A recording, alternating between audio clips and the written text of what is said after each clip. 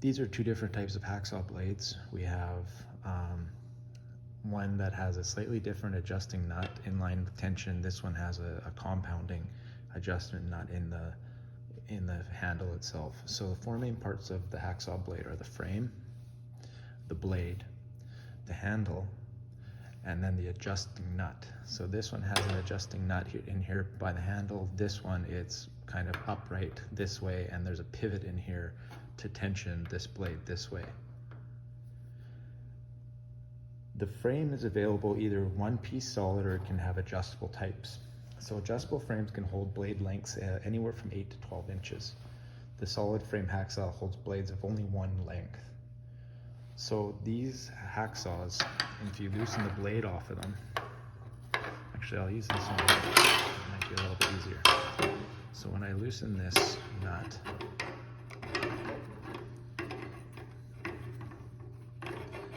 to loosen the tension on the blade, you can see now that the blade is quite loose, okay, and there's these pegs that are holding the blade in, okay. Those blades, if I take it out, you can see that the teeth are all pointed in the direction away from the handle. So when I go to install this blade, I want to first check to see that the blade is sharp, it's not missing any teeth, it's in good condition, and it's the right number of teeth per inch that I want. And then I'm going to install the blade by locating it on the pins. And you see the pins are kind of angled outwards, okay? So what I'll do is I'll mount that blade in, and then I will tension this nut until it's nice and snug. Now I don't want to go too hard on that because I will break the pins or the saw. You can add quite a bit of force to this, more than what you would need. The main thing I want to show you about this saw is that it's actually adjustable in length. So this is the longest length that this saw works in. And if I want to adjust it to a smaller, I just slide it down to these individual, those different notches. So this would be the shortest size that this saw could go into. So as you can see, that's an 8-inch. That's a 10-inch size. And then this would be for a 12-inch blade, which is what we have here. One other thing of note for when you go to install the hacksaw blades is that the blade here, or the pin, can either be straight so that we have the blade mounted this way, or you can actually turn this so that the blade is at 90 degrees to the I'll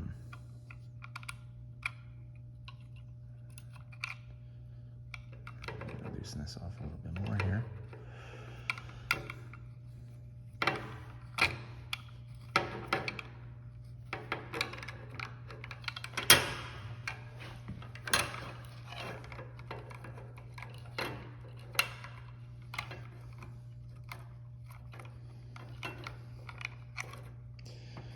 Okay, so you can see I can set this blade like this, and then I can actually mount the blade not in the direction of the handle, but at 90 degrees to the handle. And what that allows me to do is, if I have a piece of metal and I want to saw down the side of it, and it's too much for the throat of the saw to be able to accept, I can actually saw sideways with this saw and reach a further distance down. So that's one more thing to think about with these hacksaws. I won't put this together right now, but well, yes, I will. So pointing up towards us, look at the blade, see which direction the teeth are going. So you can see the teeth are pointed out that way. And then we will install the blade on the pegs here, making sure that we're located in our notch, and then it's just a matter of tightening up this wing nut or thumb screw.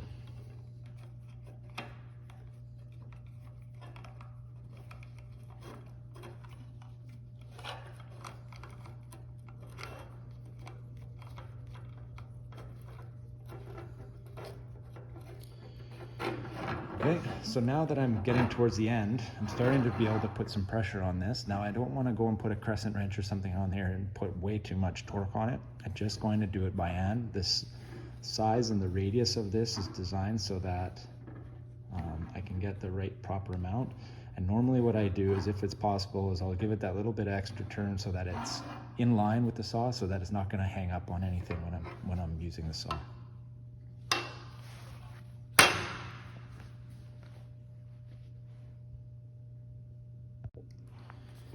These two hacksaw blades are both 12-inch blades. 12 inches means that there's a 12-inch distance from the hole on one end to the hole on the other end where it is held. So this distance from here down to this end is 12 inches.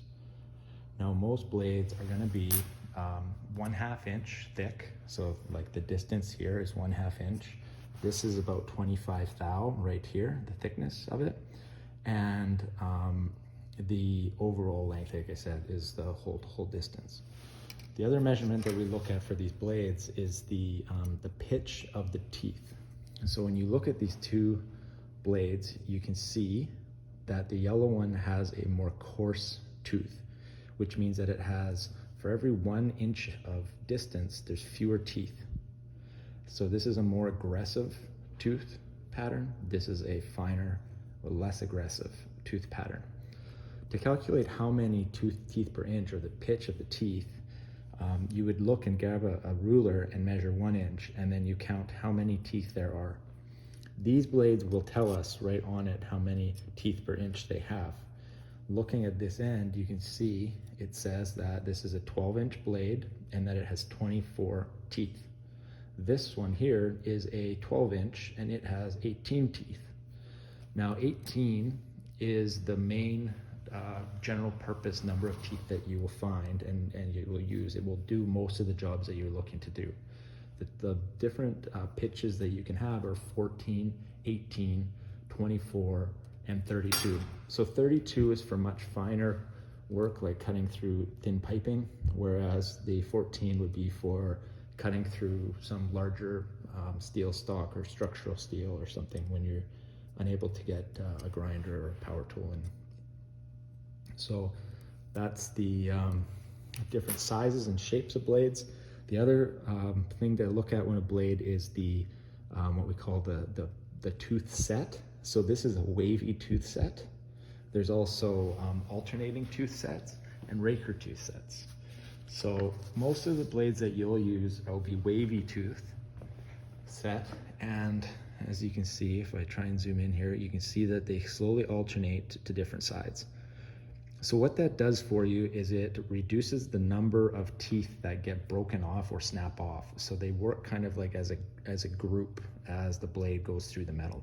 So each tooth is just like slowly taking a little bit more off the other one, and then when it goes back the other way, it's just taking small cuts. If they're going opposite, it can be a much more aggressive tooth, but you don't really want to do it at this finer blade pitch.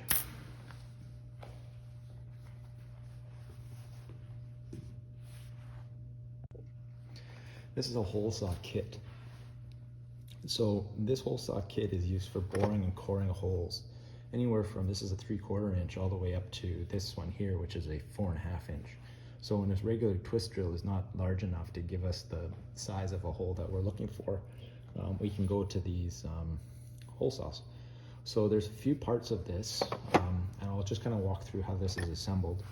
These hole saws have a hole in the center to receive a pilot drill. Now this pilot drill didn't come with the original kit.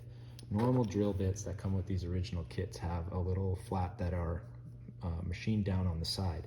This has been mistreated and you can see it's bent, whereas this one is a little bit longer. So if you are going to use a different drill bit, it's always a good idea to just get a file and just knock a little bit of a flat onto here.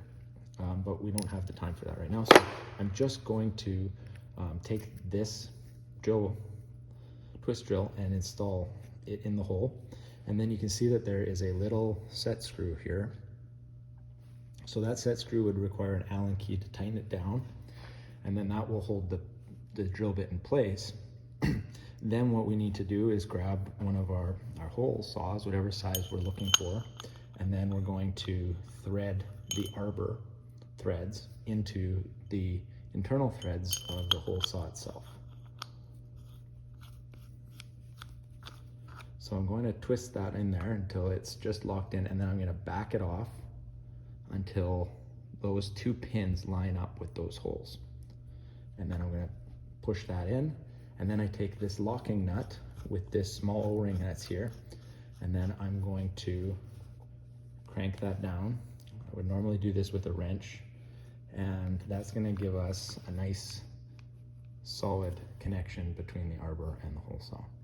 Now this can be used with either a hand drill, or it can also be placed inside of the drill press. The drill press, if you have the ability to put it in a drill press, will be a much better option for you. It'll reduce the amount of vibration, but this can be done with a regular drill motor, a hand-powered drill motor.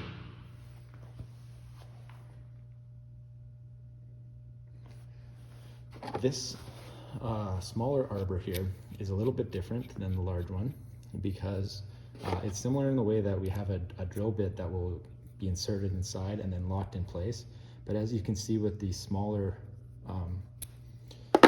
hole saw bits, there's no secondary dowel pin dogs for it. It threads just directly into it. And you see there's a couple of flats on there just to tighten it down. And the drill bit just goes right into the center, just like that. And then you lock down the screw to hold the drill bit in place. Now you don't need the drill bit to extend this far out. It only needs to come out just a little bit. It's just to pilot it so that when it comes in, it just gets the drill started. Files have a few main parts.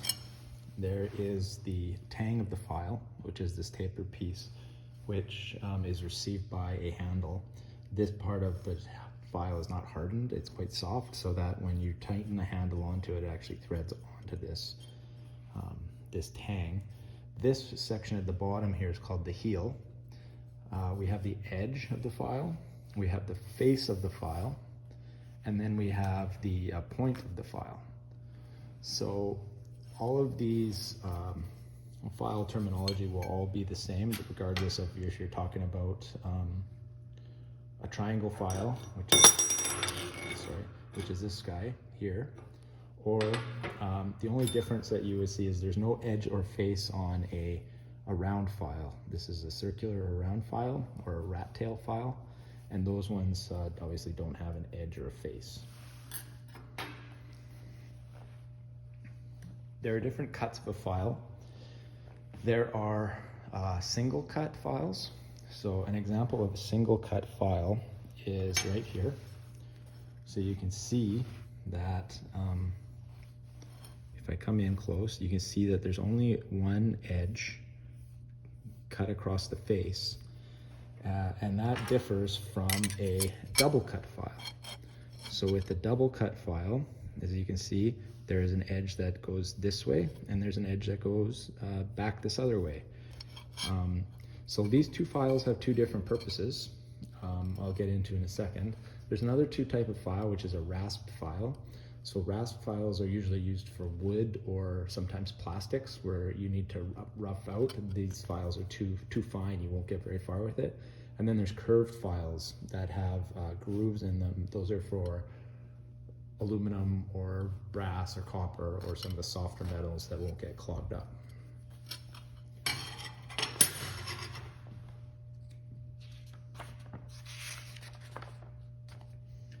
So for single cut files, like this one here, these files are designed not to remove material, but only to finish or smooth metal surfaces. Double cut files, such as this half round file here, or this flat bastard cut file, are designed to remove a lot of material by filing straight across. This flat smooth one is designed for draw filing, so we're actually going to pull it perpendicular to the edge. So single cut is for smoothing, double cuts are for removing metal. rasps are for wood, curved tooth are for brass or babbitt or some kind of softer metal. There's different coarsenesses of the file. As you can see here, we have two different files. One of them is a very fine cut, and the other one is a coarser cut. So you can see that one is a flat bastard file and one is a flat smooth file. And then you can see how different the coarseness of the tooth profile is. So the different classes of files, or sorry, the different coarsenesses of the file are rough, then coarse, then a bastard file, then second cut, then smooth, and then dead smooth. So dead smooth would have the finest teeth profile, and a rough file would have the roughest and be the most aggressive material. So there's 5 different classes of files. There's mill or saw files, then there's machinist files, then there's something called the Swiss pattern file, and then rasps and curved tooths are 2 different types. So the mill type files are originally from sawmills, where they would actually use the different shapes and profiles to sharpen saw blades. So they all would have a different kind of purpose for them. Most of the files that you will be using will be in the mill or saw file class, and they're either going to be a half round or a flat. Machinist files are the most common ones that are found in industry. So they're the ones for rapid metal removal, and they usually are double cut. So types of machinist files are flat, half round, knife files, and round files. So as we see here, these are machinist files. We have a round file, we have a triangular file, and we have what we call a half round file, and then we have our flat files. So these ones are flat. Now flat files can either be, they will always have teeth on the front or the face, but they don't always have teeth on the edge. If it doesn't have any teeth on the edge, it's called a safe edge, and that's usually for using on rotating equipment like lathes or anywhere around any kind of moving equipment where you don't want the shoulder to bite into the material.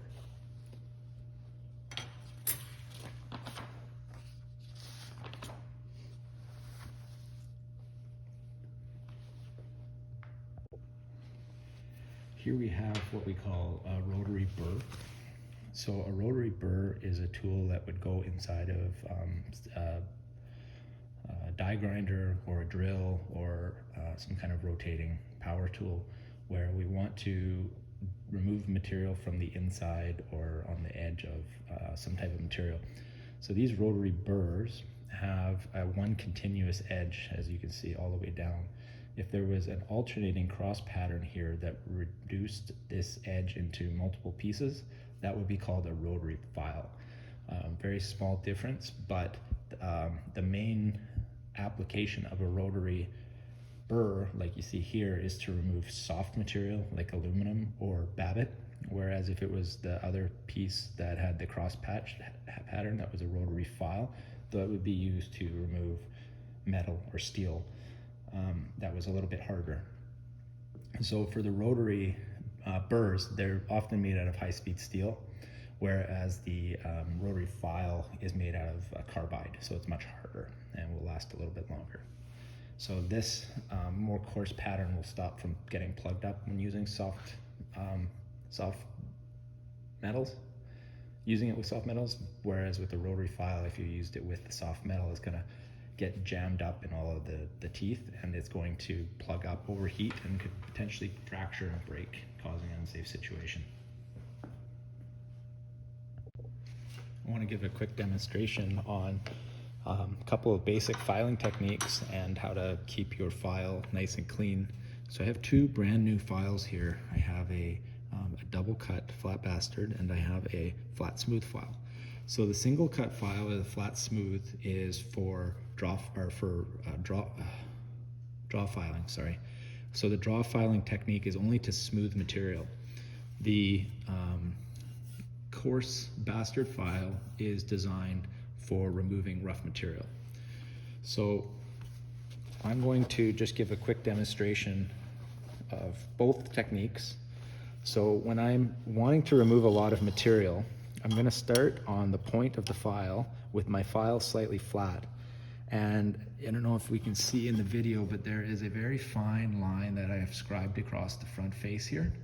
So what I'll do is I'll take my file and then I'll just ever so slightly tilt the heel of the file down. And I'm on the front here. And then I'm going to, with very little down pressure, just letting the file do the work, I'm going to draw across, going from the point to the heel, and then bringing it back without dragging it back across the material, like that. So the idea being that if I always have my file tilted slightly down at the heel, I can bring the material down to the line, and I know that I'm not going to go too far by pointing. If this is flat, there's no mistake that's going to happen where I'm going to dip the file down below my line on the back side. So I have my file like this, and so I'm going to just do a few more techniques here, or a few more draw filing. And what you'll see is that the material comes off quite quickly, and I'm not pushing very hard at all. I'm not bending the file. I just have my thumb very gently, or just maybe one finger here, and I'm just very patiently pushing across the workpiece. And when I see a little bit less material, or I see the thickness of my line change, so I have a little bit less over here, it's not quite as far across, and I have a little bit on this side, then I'll just come along and just clean that up a little bit. So I'm going to try and zoom in on the part that I'm filing. So you can see right here, there's just a little bit less on this edge, and there's a little bit less on that edge. So I'm just going to dress those up as I go, and I'm trying to keep that edge that I'm filing equal straight across. Okay, and so I'm happy with it, and then I'm going to keep going.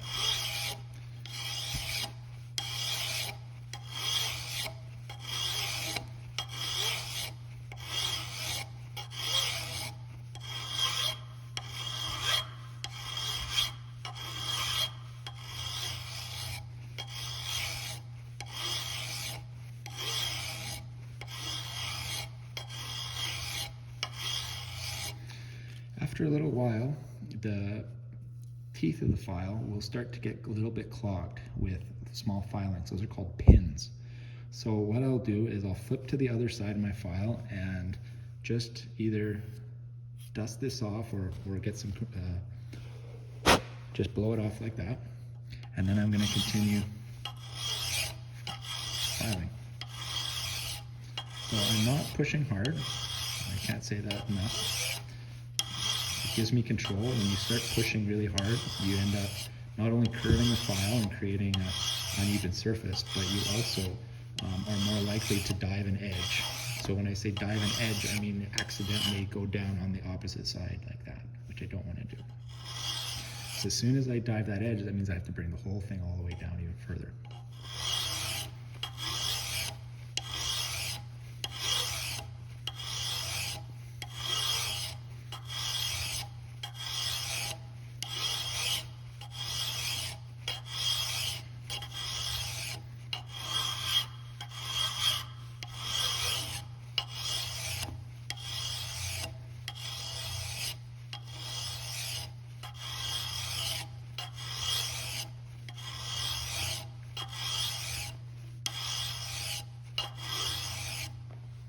When I get to a point where I can feel that the pins have filled the file on both sides, I'll grab what I call what's called a file card.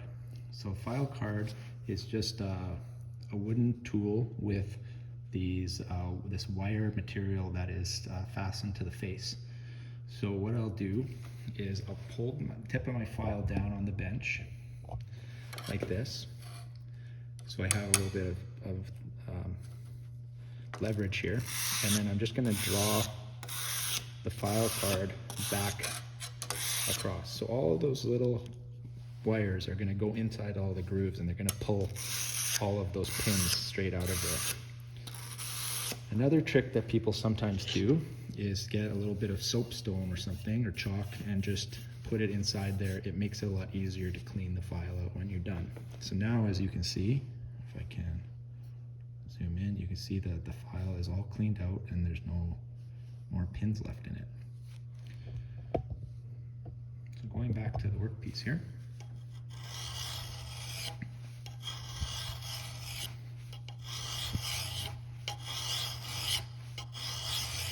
Okay, so now I've come halfway across. So this is what I would call a facet.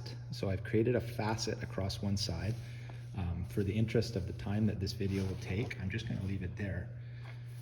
And now what I'm going to do is I'm going to come in with this flat smooth file, so the single cut file. And what I'm going to do is I'm going to draw file this. So when I draw file this, I'm going to not apply a lot of pressure, and I'm just going to very smoothly draw the file back and forth across the surface.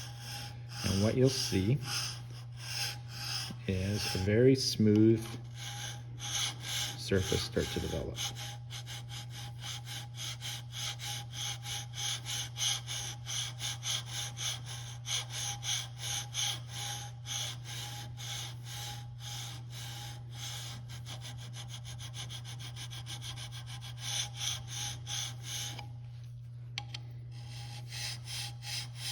So I'm just kind of moving up and down the file, flipping it back and forth, because as you can see, the file is so fine, we actually get quite a lot of metal that gets embedded. So instead of every time just cleaning out that little section, I just move down the file a little ways.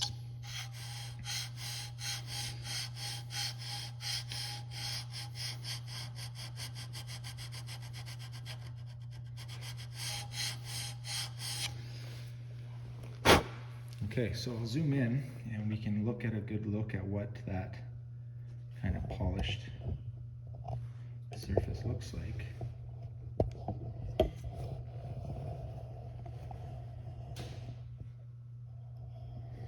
So you can see where the raw metal was, where I cut with the saw, and then you can see that I have this nice, clean, smooth edge that is a very clean, smooth finish.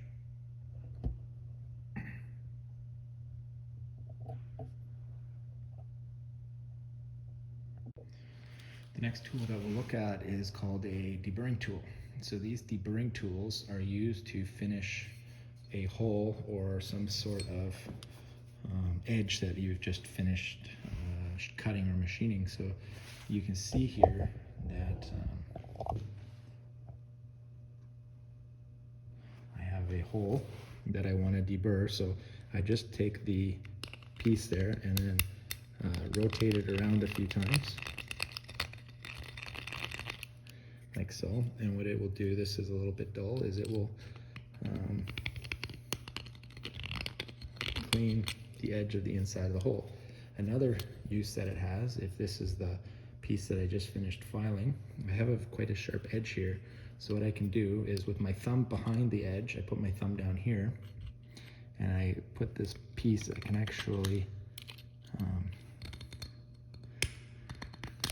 cut and remove material off the edge. Another way that I could do that is just to take a file and just touch it up with a file as well. So yeah, that's a deburring tool.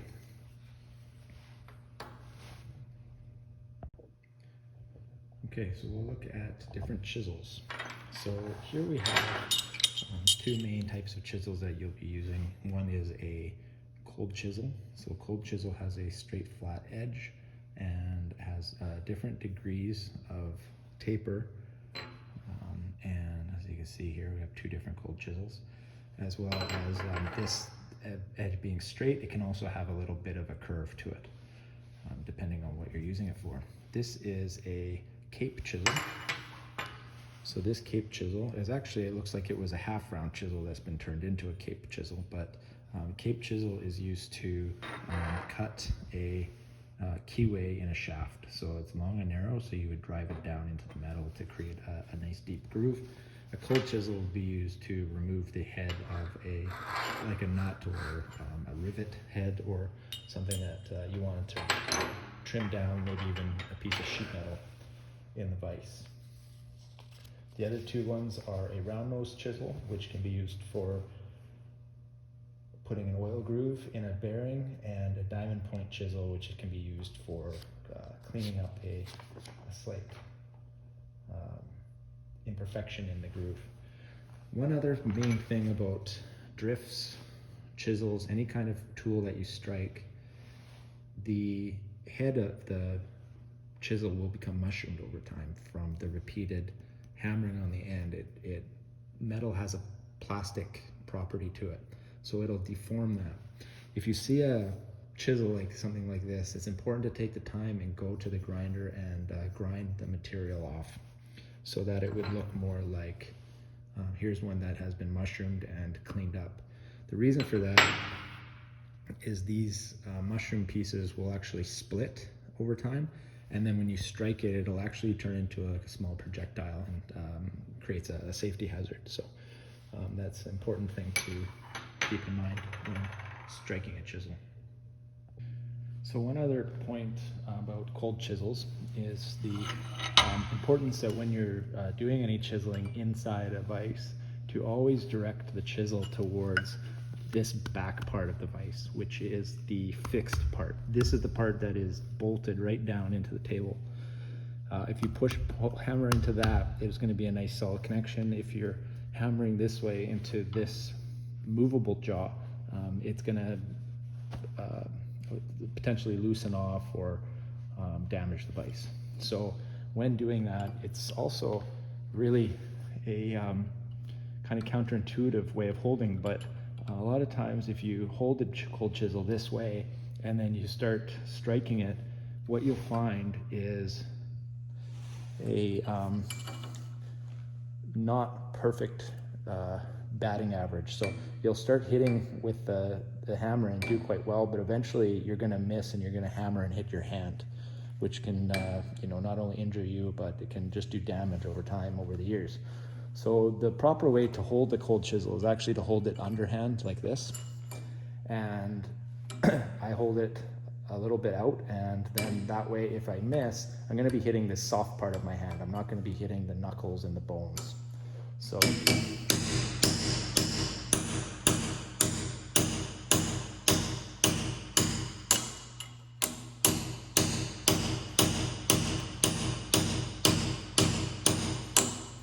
another thing that I'm doing is I'm not looking at the chisel when I'm hammering. I'm actually looking at where the chisel is going.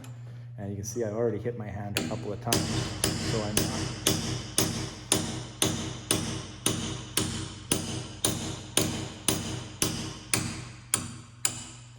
So I'm a little out of practice, but that is how you would chisel in a vise.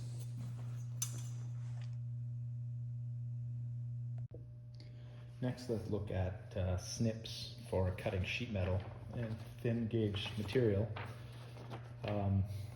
So the first one we'll look at are these ones. These are called tinners. So tinners have a nice long blade, and when we put the sheet metal in, we're actually going to get a nice long smooth cut. So we don't have to go back and forth like this. Every time you stop the cut and then come back, you're gonna have a little imperfection in what you're cutting. So what the tinners do is it gives us one nice, so we can do like a nice straight smooth cut through the sheet metal. Sometimes when you're using some pretty heavy gauge, you need a little bit more leverage. So you can see here the length from here to here versus the tinners, and also how long the handles are. So these bulldog snips are usually used where you have a nice big heavy thick piece that you have to nibble a chunk out, or you need to notch or cut through some thicker, good solid heavy leverage. So those are bulldogs. The next ones that we have here are these compound action. So they're the compound comes from the mechanical leverage that you get through this mechanism right here. So the main pivot of these, this handle, comes through this axis here, or fulcrum, and then that gets transmitted in tension to here to these ones. So it's actually a magnification of force with the way that this hinge works. So these compound action snips, or I have heard of them referred to as aviation snips, have 3 colors. So if it's green, it's going to cut a circle to the right. So it's going to go to the right. If it's red, it's going to cut to the left. So the actual shape of these teeth is going to give you a nice smoother cut. If you try and cut in the opposite direction with these, it's not going to work very well. And the yellow ones, as you can see, are very straight. There's no point one way or another, and they will be best for working, doing a straight cut. Again, it's not going to give you as nice smooth a cut as if you use the tinners, because you have to, the compound action gives you a lot of strength in here, but what the trade-off is that you have a much smaller length of cut as you're cutting through the sheet metal. Let's talk about handheld taps. Taps are used to cut an internal thread in a drilled hole. The process that we use is called tapping. So I have a few examples here to show you. Let's start with the taps themselves. So I have 2 sets here. These are both of these sets are 3/4 inch taps. But when you look closely at them, you'll notice that the taps on the left in this kit have a fine thread, and the taps on the right have a coarse thread. So those are 2 different national coarse and national fine. Those are 2 different series of threads. We'll look at the individual taps now. So these are the fine taps, and if you look here, you'll see that the tap has a square on the end for turning. It has a shank. This is the overall shank length. And then we have the threaded portion. So this is a hardened piece of HSS, which is a type of tool steel. If you look at the tap, it actually starts with a little bit of a taper to it. So you can see that it tapers off. So even though these are all three of these are 3/4 inch national fine taps, this first one is what we call a tapered tap. The second one is, we call it a plug tap, and the third one we call the bottoming tap. So the idea behind having the 3 different types of taps, or 3 different taps, is that, as you can see, the taper on the tapered tap is the largest, and so it makes it easier to get the thread cutting process started in the hole. The plug tap continues and cuts those last few bits of threads, and then the bottoming tap is the third one in the process that will finish the hole for you. I made this little drilled and tapped some holes. So as you can see, this is what the taper tap will do. It won't finish cutting the last few threads because the tap tapers. You can see in the back that the threads are started to cut, but they're not fully, because they're tapered. I can't thread this bolt in any further. And then I came in with then on this one I did the taper tap, and then I came in with a plug tap. So this plug tap, you can see it goes quite a bit further, and for most general purposes that will be enough to get you by. But in a lot of processes where there's a lot of specifications that you need to really, not a lot of headroom, and you need to get the full strength of the bolt, this is the bottoming tap. So you can see the bottoming, the end of the bolt comes right down into the drill point angle and seats completely down in the bottom of the hole.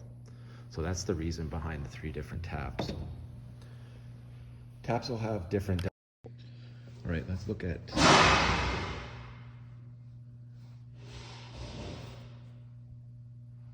All right, let's look at taps. Have a few sets of 3/4 inch taps. One set here is a coarse, national coarse. One set is fine. So as you can see, one of them has fewer teeth per inch. This is the fine teeth. Another thing to look at is, the finer ones here, that there's actually 3 different types of taps here. They have the same thread, pitch, and diameter, but this is a taper tap, this is a plug tap, and then this is a bottoming tap. So this first tapering tap will make it easier to start the threads and get a cut, because each tooth on the tap is progressively further and further out, so it'll cut through.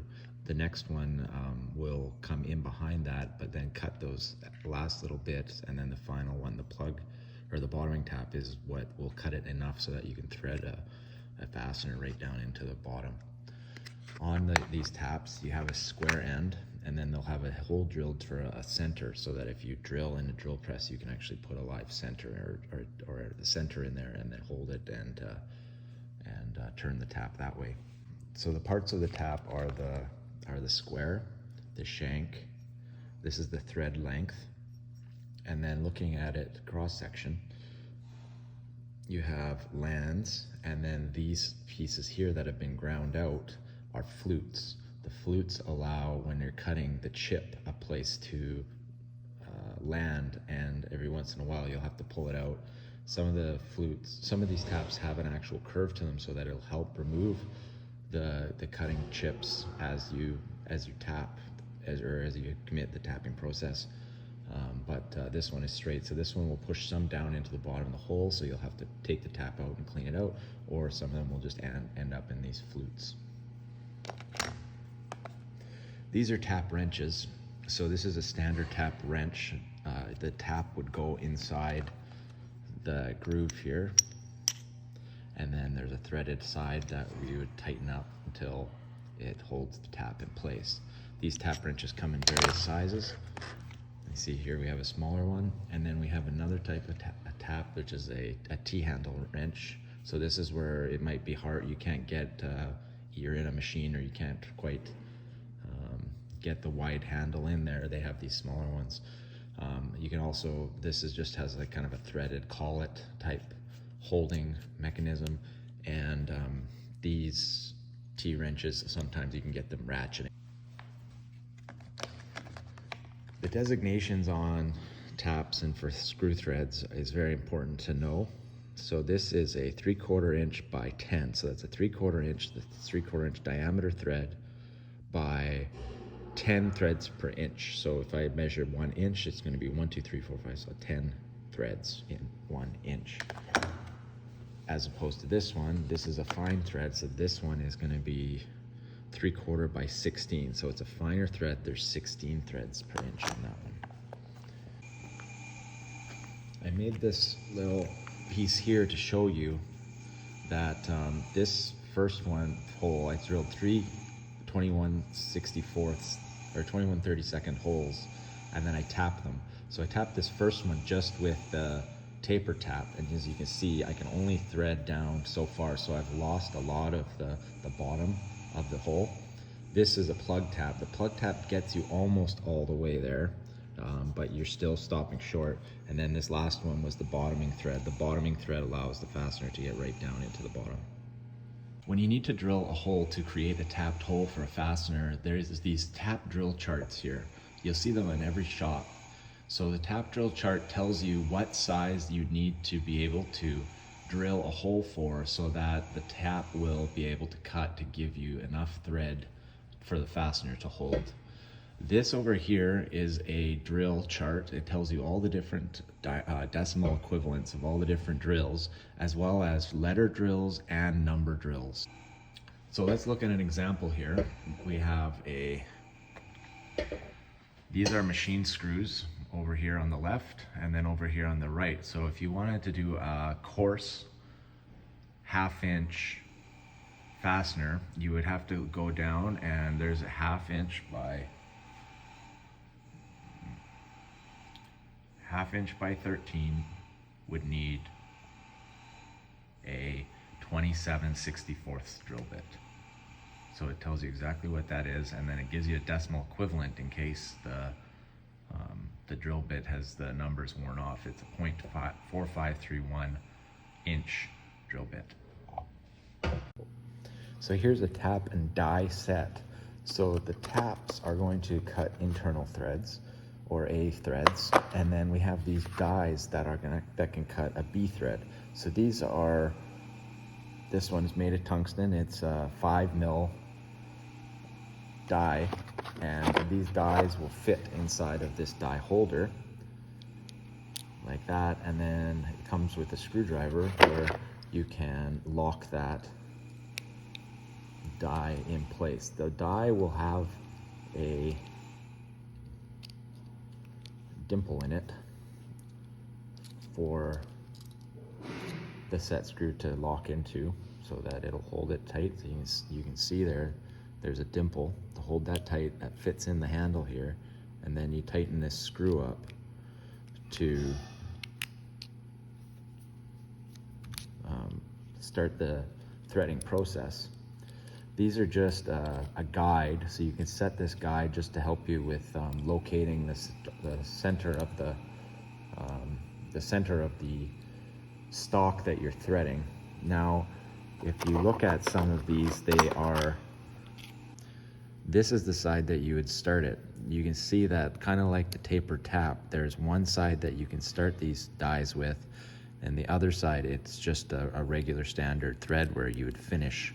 So make sure that when you're going to start the threading process and you put it on a piece of round stock and you go to start threading the external thread on a rod, that you start with the proper side. Otherwise you're going to have a really hard time. Okay, so I want to look at reamers now.